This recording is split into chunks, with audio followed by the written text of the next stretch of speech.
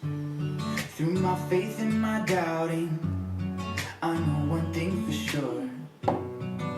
His word isn't failing.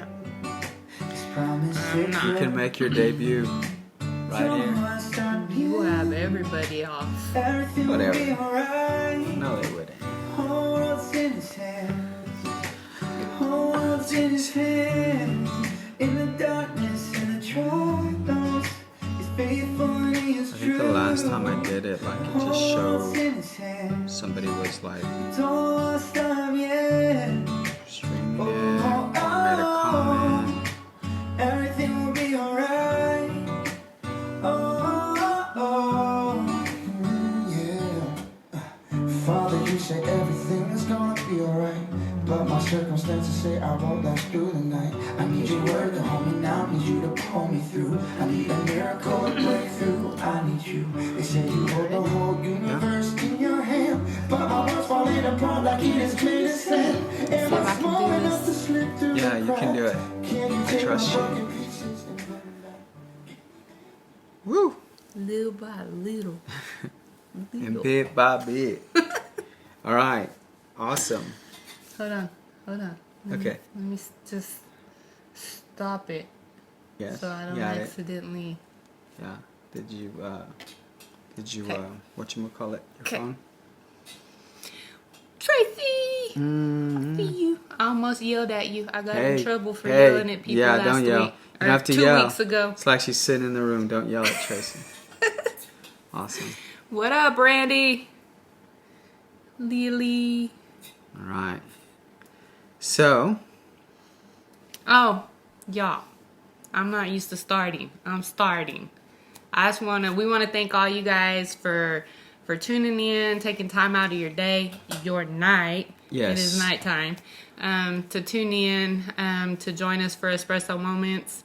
If you can share it so that it may be beneficial to other people in your lives that may need this particular thing at this time. yeah. I may be fired from doing the intro. Yeah, Randy asked, where did y'all go? Like, bro, We're at home. we've been here the whole time. We ain't going nowhere. All right, so let's go ahead. Talk about the birth. Okay, Espresso so Moments. we're gonna take it back, rewind Way back. to where Espresso Moments started back on July 14th of 2019.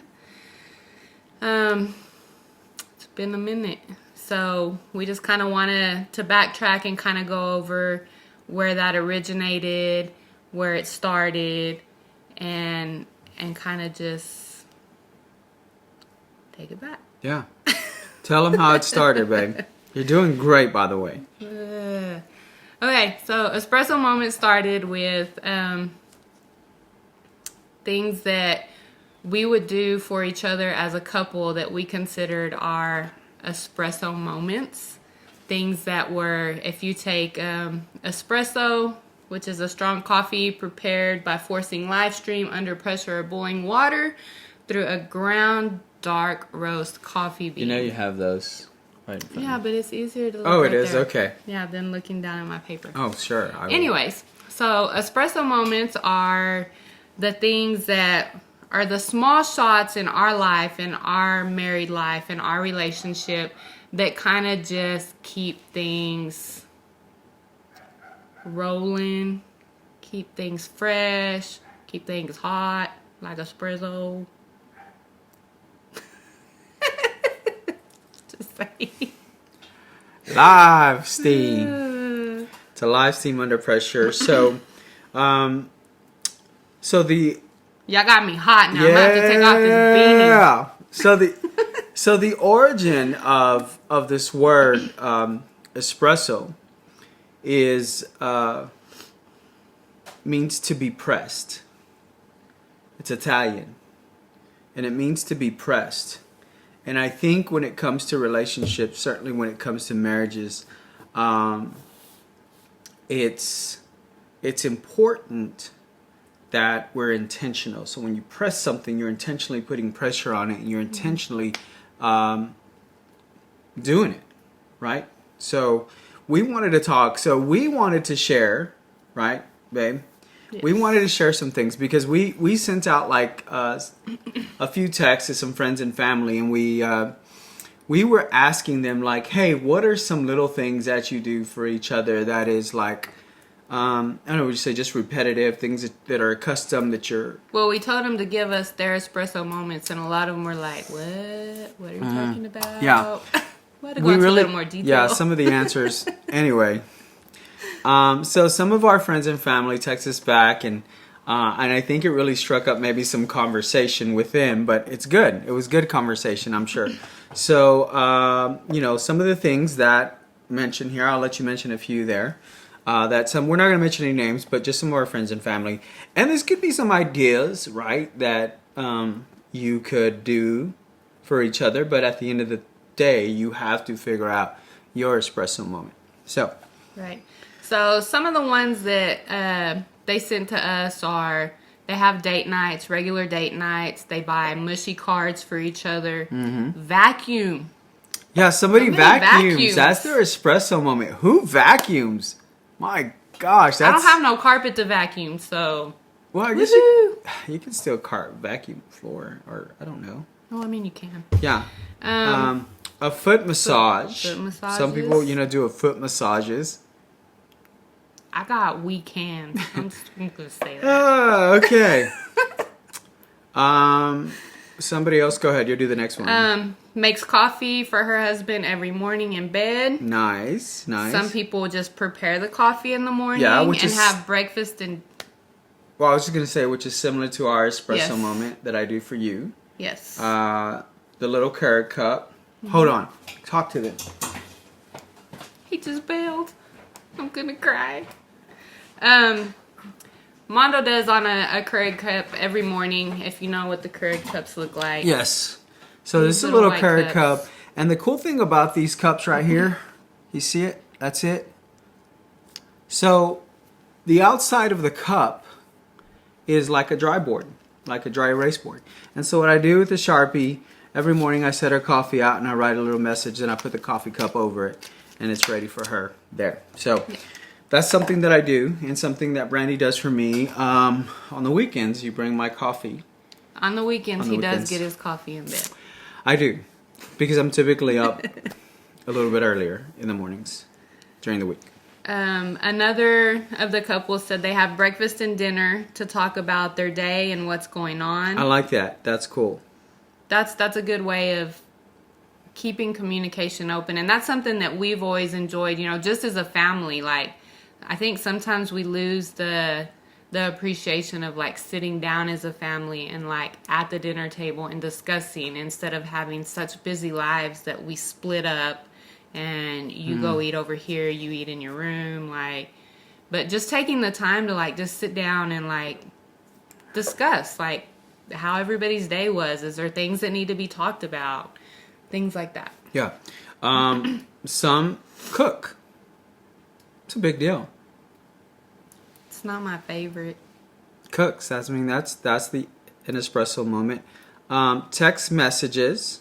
Sweet text messages. Sweet text messages. Not just any text messages. Yeah, sweet text messages to their spouse. We had a couple that talked to us about like she just lays in bed and he like scratches her head at night. While she goes to sleep, I guess. Mm-hmm. She rubs his back. Yes. Another one was he kisses his wife 3 times in the morning before he goes to work. Like it's 3 times, and then he kind of mentioned when he comes home. So that's sweet. That's an espresso moment. Mm-hmm. One of them said that they hardly ever do things like apart from each other. They like to be together, and if they have the opportunity to do things and do them together, they do them together. Yes. There's a couple that say they show tons of affection and check on one another throughout the day. Mm-hmm. I really had to not fall in condemnation when I read this next one, because it says I always get his coffee, breakfast, and lunch ready for him while he gets ready for work.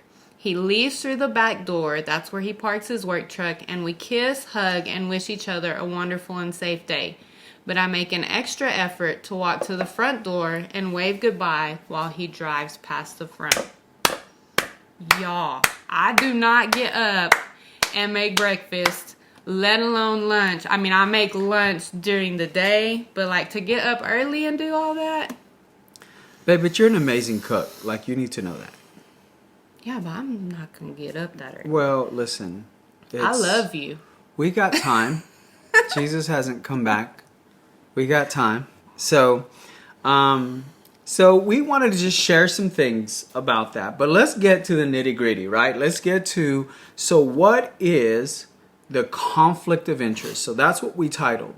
Allie says she doesn't do that early either. So you got, I don't know. Maybe you guys can go have coffee and talk about how you can be better at that. Sean's with me. All right. So, we wanted to talk about what's the conflict of interest. Like, what are we talking about here? And we kind of subtitled a little bit of what it would be. So it's about these gestures and these kind gestures, and sometimes why they're so effective, and then sometimes why they're not effective at all, right? So let's define this. Defining this, the conflict of interest, it involves a person or entity that has two relationships competing with each other for the person's loyalty. So we're going to talk about the espresso moments, or the kind gestures that are like the axis or the pivot point. Mm-hmm. And so we talked a little bit about an axis point, and the axis point is the point that turns or produces the power, and it's a very small point. And so the conflict of interest, what we wanted to talk about is the conflict of interest of the heart. Of maybe your intentions are to do the right act, but maybe your heart's not in it.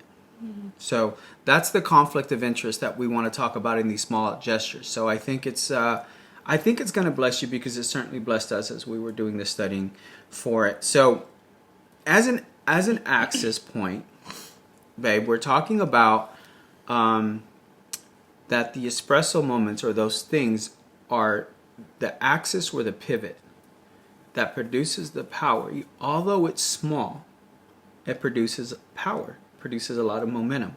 So we thought about a scripture, right? And that was in James chapter 3, verse 4 and 5. James 3, 4 and 5. We're going to be reading out of the New Living Translation. Oh, we are? I'm not. You're not. You have your the phone. King James. Or the New King James. So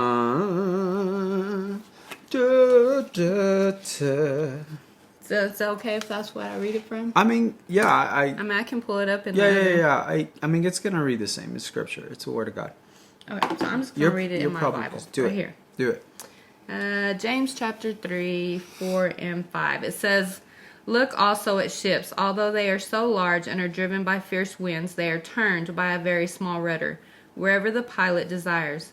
Even so, the tongue is a little member, boasts great things. See how great a forest a little fire kindles." So again, the tongue is a powerful tool. And it's a powerful tool. It's small, but yet produces a lot of power. And it could produce a lot of power in your compliments or your complaints. Right? So we want to talk about So why do these acts of kindness or gestures or even bigger things fail? So let's name a couple of them here that we might do as couples, and maybe people might chime in and throw something in that's a big deal. So give us some there, babe.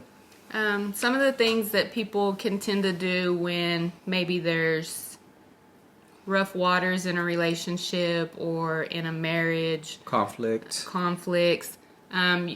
You can tend to do like weekend getaways, vacations, flowers, gifts, date nights, shopping sprees, and sometimes even people think sex just is a cure-all for whatever it is that may be going on. So various reasons that people would do these things would be because one is they're not willing to deal with the actual problem. So we're going to skirt around. We'll do a getaway, or we'll go in the bedroom, or whatever the deal is, right? And so the truth of the matter is, let's just say that when there's problems or situations, sometimes one or the other spouse might get a side hustle. We ain't talking about a job. They might have someone on the side because they're not confident in what they're in. And that can go into a whole different direction. But there's various reasons why you would try to pile on these good gestures. Although they are good, we're going to come to see that they have to come from the heart, right? What else, babe, could we say that are various reasons to try these emergency gestures? I think sometimes you can use the espresso moments or kind gestures as ways of doing things like a Band-Aid. Like, I'm going to cover the gash and hope that it's okay, but it's like we said, you don't go back and deal with the actual, what the problem is, and communicate with one another, like, how do we resolve this? How do we fix it? We just want to put something over it and act like it didn't happen, or it's not a problem. And so that's where the gestures come in, where you're trying to use the small gestures and the kindness as a way to fix the problem rather than deal with the problem. Right. And I think sometimes in relationships, something you've done your entire relationship or your entire marriage, that you perceive it as normal because you don't know any different, right? Or that's what you witnessed growing up. And so people will get into this habit of doing things like, maybe couples will be comfortable with like, oh, well, we argue all the time. It's just normal. We've always done that. Well, breaking news here. It's not normal as a married couple to fight all the time. Not that you won't fight. Those situations will come up, but it shouldn't be something that's consistent. You certainly should not have an argument a day, in my opinion. But if it does happen, I think the key is how are you working on those things, and are you a repeat offender? You have to ask yourselves those questions and really evaluate what are the things that we're doing that perhaps are causing a lot of conflict, or causing a lot of what we think is normal, and it really isn't normal, right? Like maybe you call your spouse names and it's like, well, that's just how we are with each other. It's not normal, y'all. It's not. Okay. I just have to say that. It's not normal. All right, so what brought us to this is the conflict of interest. And what came up in our hearts was we were reading the story of the woman at the well, where Jesus comes up to the well, sees a Samaritan woman. So set that up for us, but because I like the whole setup of thing, we're not going to read it word for word, but we're going to paraphrase. Thank you. That's why we have each other. So tell us a little bit about this setup. Set the stage for this. Okay, so if you go back and you study and kind of look into, okay, Jesus is going to Galilee. He's leaving Judea to go to Galilee, and between Judea and Galilee is Samaria. And the Jews do not want anything to do with the Samaritans. So usually when they would go from Judea to Galilee, they would go the long way around so that they would completely bypass Samaria to get to Galilee. So Jesus, being the amazing person that he is, goes through Samaria, takes the way that everybody else would have went to get completely around Samaria, goes through Samaria to get to Galilee for the specific reason of meeting a woman at a well that, granted, is going to the well when nobody else goes to the well. Most women would go and draw their water in the morning. She, it is says, goes in the middle of the day when nobody else is going to be there. And the roughest part of the day, because it's the hottest part of the day. Right. And there's reasons for that. And if you, I don't know how far you want me to. No, I mean, that's Is that good? That's what I wanted to set up. Well, I like everything in the sense that even, because talk about a little bit about how, because you and I in conversation, we're talking about how Jesus, how people made it a point or made it a necessity to go around, or how can we avoid going through here? Even if we got to gain another 30 minutes to an hour, like, it's probably more like days. well, I know, but I'm just giving a paraphrase here. Like, I'm going to avoid this, and if it's not necessary, I'm not going to go through Samaria, and I'm not. But what's interesting enough is the well was a central point. It was a meeting point where a lot of people drew from that well. And so we were talking, and I thought it was awesome how you said that Jesus was the one that took the road less traveled, or the route less traveled. And it wasn't for a congregation of 100,000. It wasn't for a congregation of even 1,000. It wasn't a congregation of 100. It was for a congregation of one. One woman who really in the eyes of most people would not be seen as justifiable for his time or his presence. In particular, because she's a woman. And two, because she's from Samaria. And that they're not even of the same, right, group, or however you would say it, sect. So they're at this well, and in the approach, where did we start? I know that 7 is our main point, but so read verse 7 right there for us, babe. It says, a woman of Samaria came to draw water. Jesus said to her, give me a drink. So when I was reading this, it like just popped off the page to me. Because Jesus requested something. Mm-hmm. He requested a drink. And here's where we start tying in. You said, Mondo, Brandi, what does this have to do with the conflict or conflict of interest? Conflict of interest of the heart is that when Jesus, well, first of all, let's look at the word drink before we get into that. In the Greek, the word drink is, so the word, there was a word in there that I never use, I've never seen, but the word is imbibe. I-M-B-I-B-E.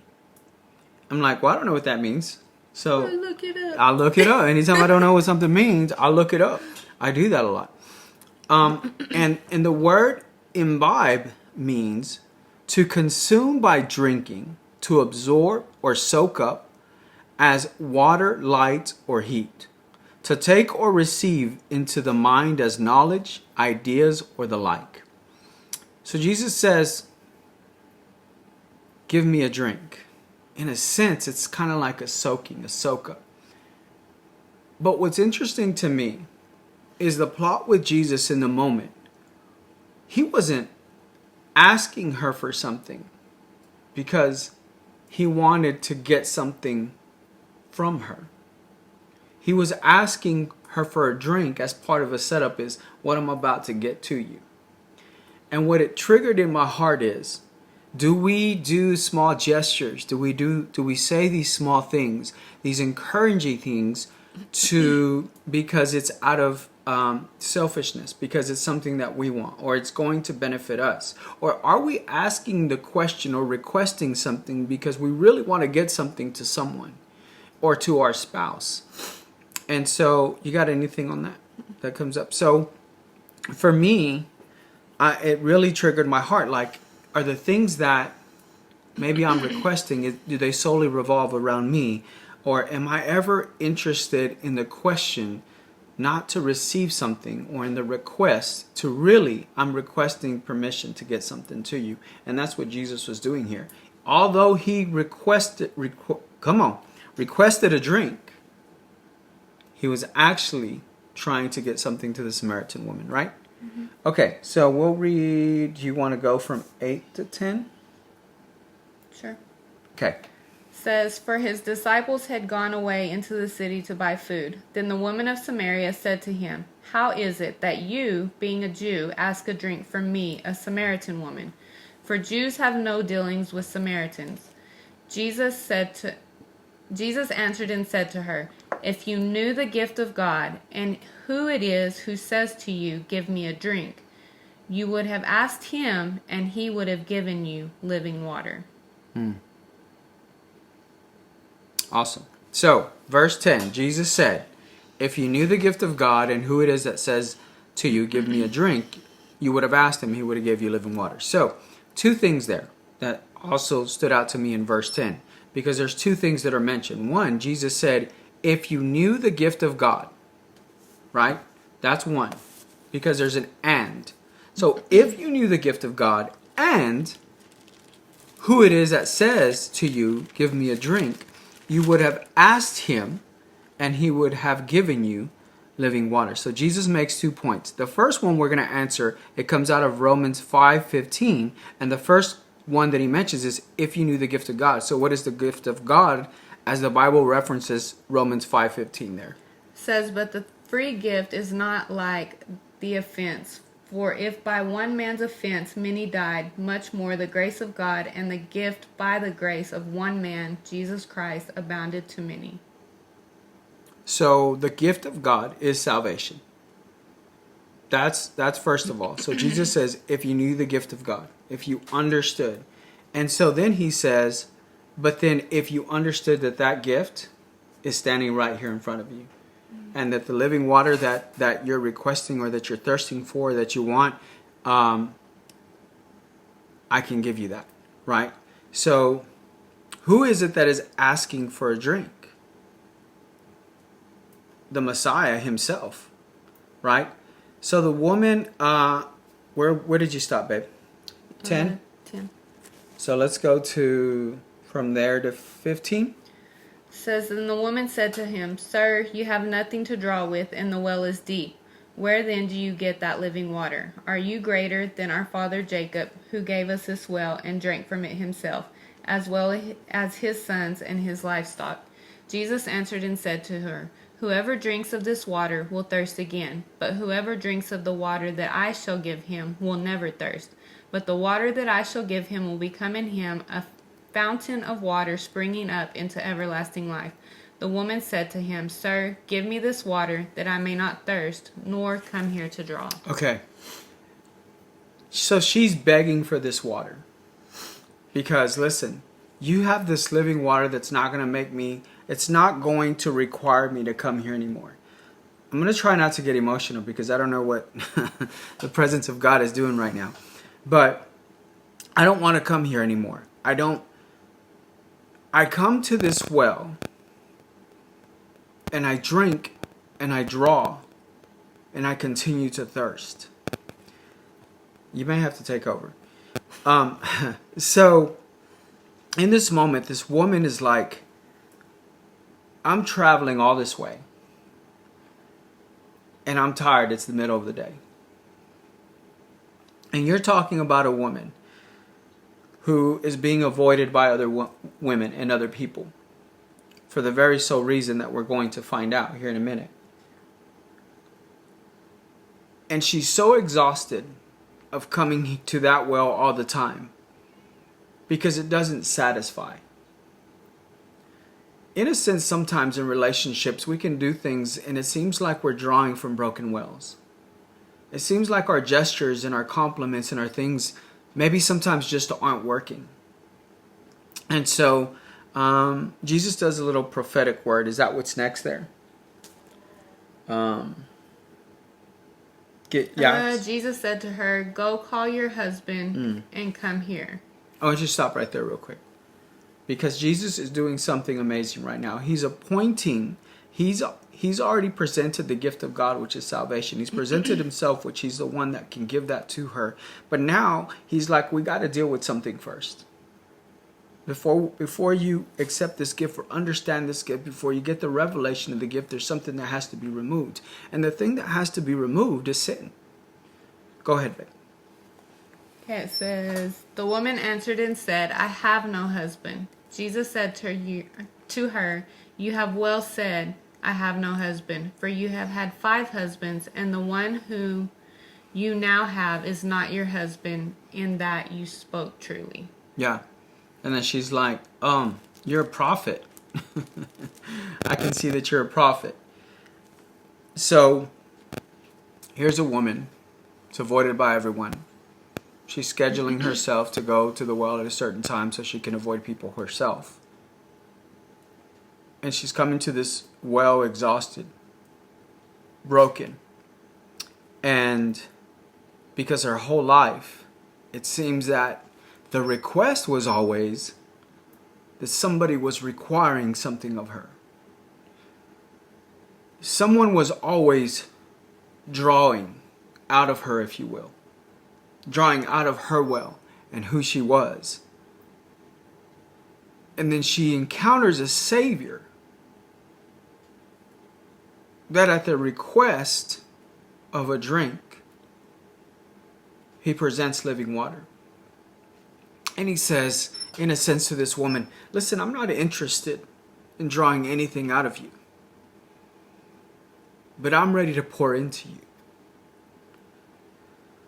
And the conflict of the heart sometimes is, what is our motive in what we do? What is the motive in our expressions? Because if you've got this side hustle, or you're texting this woman or this man on the side and you're wondering why your gestures aren't building up to nothing, or why they don't mean anything, because the truth of the matter is God cannot be mocked. And his word is true. So there's a it's toxic in that relationship in a sense where you say, well, it's just a little gesture. It really doesn't mean anything. Nothing has really happened. But if I told you, hey, here's a delicious cake that was made from scratch, homemade, chocolate on chocolate, if you're with me. And I say, but I put just a drop of poison that could kill you. Would you still be okay with consuming that? And so to me, it's not about perfection, but it's certainly about honoring your spouse. And what is going on in your heart? What are you viewing? What are you seeing? Who are you communicating with? Who are you isolating yourself with? Who are you having intimate conversations with that maybe you shouldn't have those conversations with? And then you wonder why that getaway doesn't work, or those flowers don't work, or it doesn't mean anything. It seems temporary, because what's happening is we're taking all the gestures, all the espresso moments that are truly the fruit of what's supposed to be produced out of love. So we're taking the fruit and trying to verify it as the root. So you think for a reason that these gestures are supposed to fix the heart, and really the gestures come from the heart. So anyway, kind of went on a little trip there. Okay, what you got? I kind of ran through a lot of our stuff. Well, I think the biggest thing is just remembering the little gestures in your relationship, the little gestures in your marriage don't account for a whole lot if the things that you're doing are not sincere. They're not from the heart. If you're looking at this as a quick fix or a Band-Aid or any of the things that we listed earlier, these aren't quick fixes. Like, you have to deal with the actual problem. And I think one thing that I had given as an analogy one time is, if you have a rug in the middle of the room and you constantly have issues and problems and you don't communicate and deal and talk about the problems, in essence, you're picking the rug up, sweeping them under the rug, and eventually you're going to have a big mound under that rug that you're going to trip over. Right. It's going to be there. It's evident. You're going to walk across there and you're going to trip on everything that's been swept under the rug and not dealt with. So in doing that, you can't have things that have not been dealt with and not been communicated and not been fixed and corrected and think that, oh, well, I'll just go buy flowers and it'll be good. That's a Band-Aid. It Right. may be good for a week, a month, but eventually you're going to walk across the room and you're going to trip on the mound that you've swept under the rug Trip that it. you thought was okay. Right. It's that drip of water from that pipe that doesn't seem significant. And so you don't attend to it. Maybe you cover up a little bit. And then after a period of time, it becomes an issue. And sometimes that drip can become an issue that it's going to cost more to repair. It's going to take more time to repair because we didn't want to take care of it when it was small. So it's important. As the conflict of the heart, the gestures are, we encourage them. That's what Espresso Moments, was birthed from. But understand that when it comes to Espresso Moments, when it comes to doing kind gestures to your spouse in a relationship, is that it comes from the heart. And what is your motive? Jesus' motive in asking for a drink for the woman from the woman at the well was to get something to her. So if that's your motive, to say, how can I make this relationship better? And I think if we set up our marriages and our relationships that way, then things stay fresh, things stay new. And let's just face it, it should never get old. It should never be like, well, we're not in love anymore, or we don't care. All these things that you hear sometimes. And I think to myself, marriage is ever evolving because you go through different seasons. And so you can learn more about each other in that season because you will go through things separately and together that you've never experienced before. Especially as you age. That comes with its own concerns or its own circumstances. And doing it together and working together, marriage is work. That's it. It's work. But it can be fun work. Right? That's all I got. That's all I got. So, conflict of interest. We appreciate you guys joining us. We're going to be back, and we want to line up a few guests and bring them on and encourage them. I encourage you also to go back to last Espresso Moments. We had Fabian and Leslie, and we talked about foster parents and fostering kids. Very impactful. Very impactful. So, anyway, you got anything, babe? All right, we love you guys, and we appreciate you watching. It's amazing. You gotta throw out your heart. Boom. Espresso Moments. Have a good night. Have a great weekend. Love y'all.